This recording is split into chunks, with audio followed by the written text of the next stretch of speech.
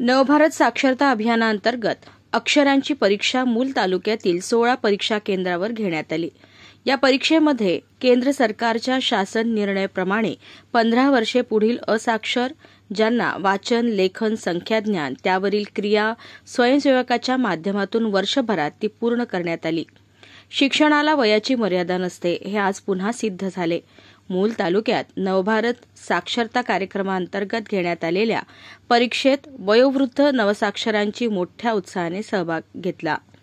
नवभारत साक्षरता अभियानांतर्गत मूल तालुक्यात मोठ्या प्रमाणावर साक्षरतेची चळवळ राबवली जात आहे। या अंतर्गत मूल तालुक्यातील विविध केंद्रावर साक्षरता परीक्षेचे आयोजन करण्यात आले। विशेष म्हणजे या परीक्षेत मोठ्या संख्येने वयोवृद्धांनी सहभाग नोंदविला आणि आपले स्वाक्षरतेचे स्वप्न साकारले। परीक्षा केंद्रावर मूल पंचायत समितीच्या गटशिक्षणाधिकारी वर्षा पिपरे, केंद्र प्रमुख प्रमोद कोरडे यांनी परीक्षा केंद्रावर भेटी दिल्या। असाक्षरांनी उत्स्फूर्तपणे परीक्षेत सहभाग नोंदविला। असाक्षर आहेत ज्यांना 15 वर्षाच्या वयोगटातील पुढील 60, 70, 75 वर्षापर्यंत जे असाक्षर आहे, या असाक्षरांची आज परीक्षा 14 केंद्रांमध्ये परीक्षा केंद्रामध्ये संपन्न होत आहेत।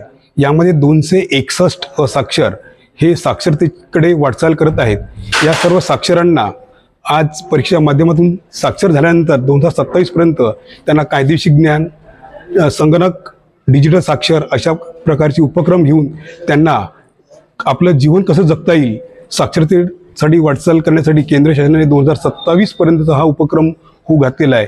यामध्ये या मारोडा केंद्रामध्ये 261 परीक्षार्थी प्रविष्ट झालेले आहेत आणि जवळपास 50 असाक्षर हे परीक्षा केंद्रात आतापर्यंतच्या वेळामध्ये त्यांनी परीक्षा दिलेली आहे। आजच यांचं गुणगान करायचं आहे आणि शासनाकडे हा रिपोर्ट आपल्याला साक्षरतेसंदर्भात पाठवायचा आहे।